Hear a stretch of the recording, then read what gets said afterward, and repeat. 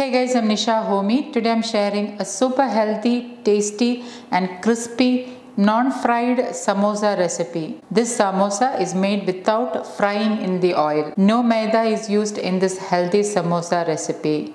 A super healthy snack for the whole family. So without wasting much time, let's get started with the recipe. To make baked samosa, into a bowl I'm adding in 1.5 cups of kapli wheat flour. Kapli wheat is also known as emmer wheat. Kapli wheat is an ancient variety of wheat grain which has a very weak gluten molecule and it is also high in fiber. Hence I prefer to use them in my recipes. However, if you don't have kapli wheat at hand, you can use ordinary whole wheat flour instead. Add in pink Himalayan salt as needed. Half teaspoon ajwain. When you're adding ajwain, make sure you crush it and then add it so that the flavors are released. Next, add in 3 tablespoons wood pressed groundnut oil. Instead of wood pressed groundnut oil, you can use any locally sourced wood pressed oils of your choice or even desi ghee. So that is 3 tablespoons wood pressed groundnut oil. Wood pressed oils has a very neutral flavor and taste. Also, do try to include wood pressed oils in your diet for your better health. And with your hand, mix all this really well. You need to incorporate the oil into the flour, and for that you need to rub it like I'm showing in the video. Only then the oil will incorporate well into the flour. So just take it in your hand and rub it like this. You can also do it with both your hands. The idea is to make sure that the oil is well incorporated into the flour. And once nicely mixed, it will have a coarse sand-like texture. And when you gather some and hold it into a fist, it will retain the shape. So this is how you can know that the oil has incorporated really well into the flour. Into this I'm adding in water little by little and I'm mixing and kneading it into a soft dough. The requirement of water will depend upon the type of wheat flour you are using.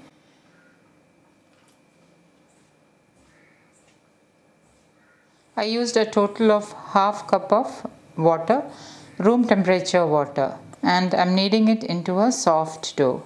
Kapli wheat when kneaded will have a slightly darkish reddish color than ordinary whole wheat flour. Knead it on the work surface a couple of times.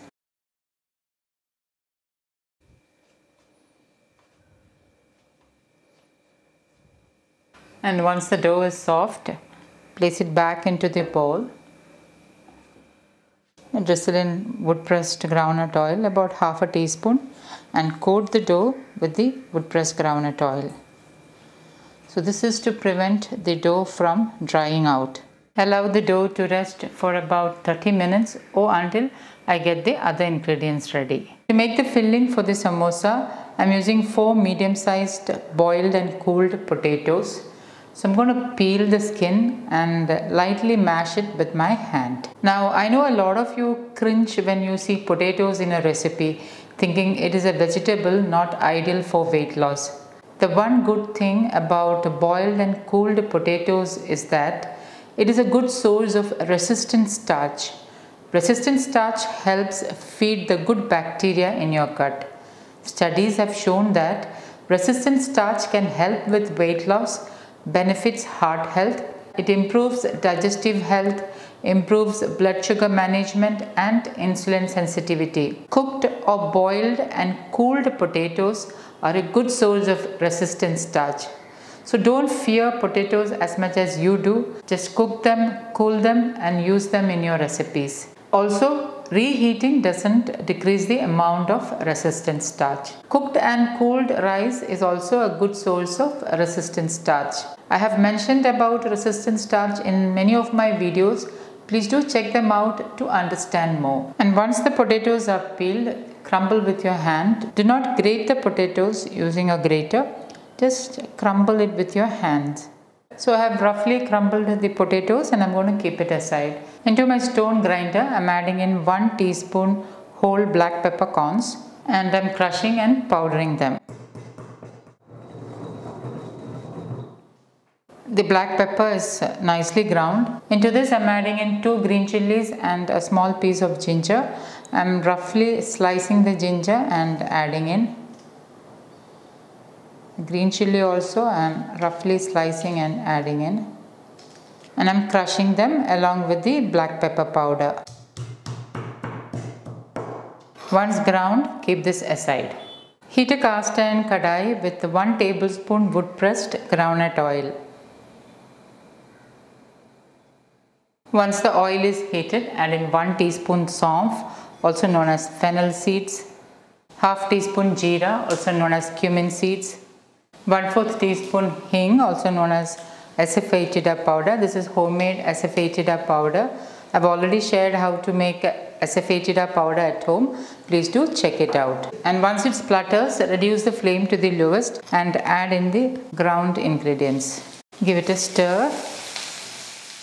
Add in 2 teaspoon coriander powder. Give it a stir and allow the coriander powder to get lightly roasted in the oil. It should take about 10 to 15 seconds. Into this add in half cup boiled green peas. Give it a stir. Add in the crumbled boiled potatoes and stir well.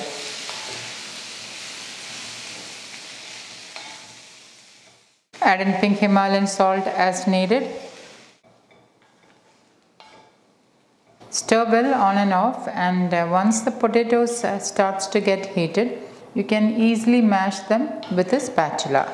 Add in 1 teaspoon garam masala, half teaspoon roasted jeera powder, also known as cumin powder, half teaspoon amchur powder, also known as dry mango powder. If you don't have amchur powder, you can use juice of half a lemon.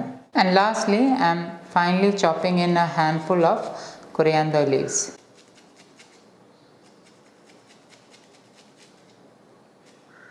Turn off the flame, give it a good mix.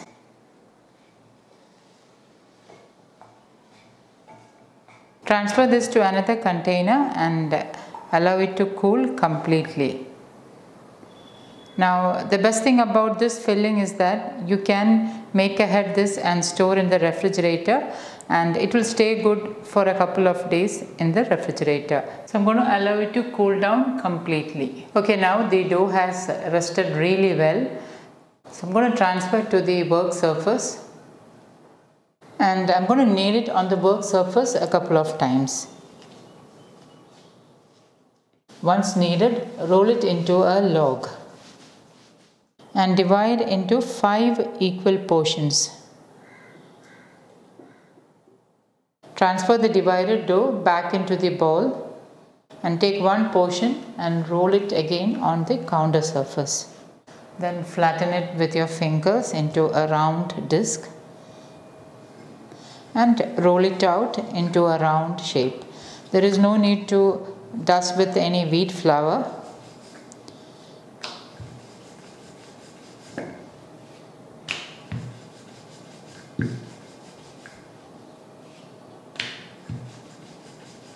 You can see that it is neither too thick nor too thin.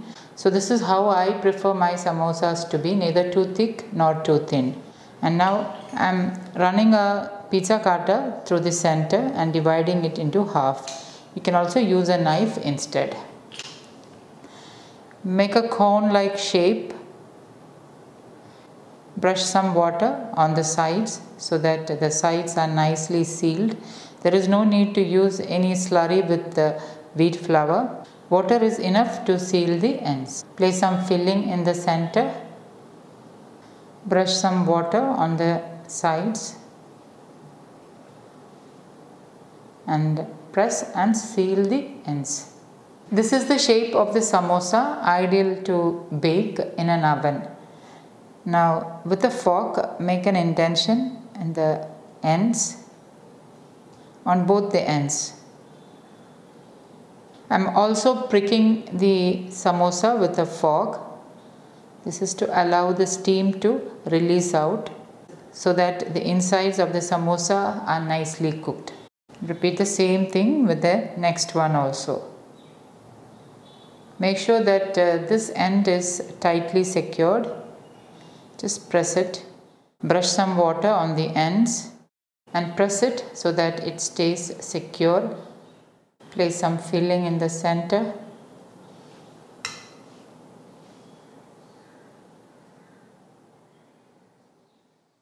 Brush water on the ends and press it to secure.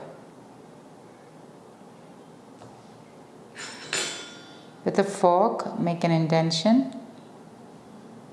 on both sides and lightly press down with a fork. Each time before you roll out this samosa sheet, you need to roll it again on the work surface.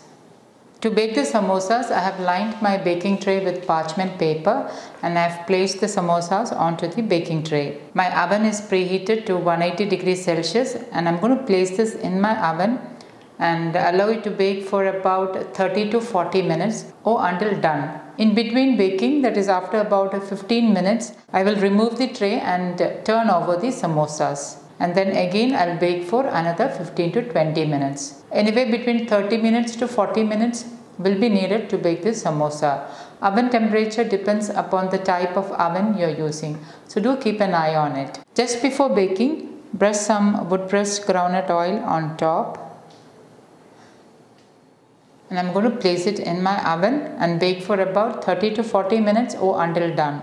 And after 35 minutes, my samosas are nicely baked. So I'm going to allow it to cool down completely. Both the sides of the samosas are nicely baked. You can enjoy this samosa with homemade tomato sauce or green chutney or any chutney of your choice. You can see that the samosa is nicely cooked. It is crispy and crunchy as well, and it just looks as though it is deep fried. Perfect, healthy, non-fried samosa. So guys, do try this recipe and let me know how it turned out. Thank you for watching, and until next time, take care. Bye-bye.